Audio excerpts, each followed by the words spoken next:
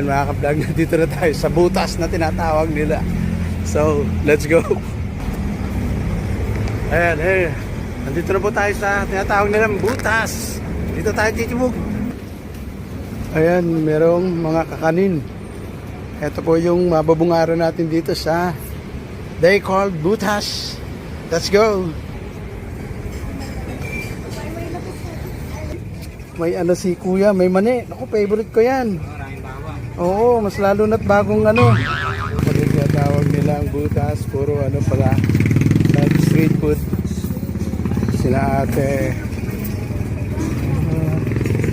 Then may mga meal din, no.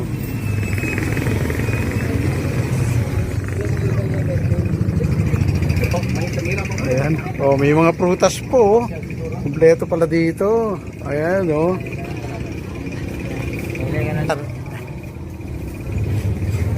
Meron ding mga buko juice.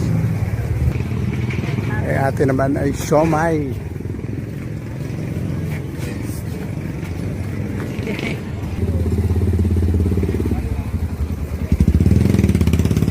Chicken skin tsaka chicken.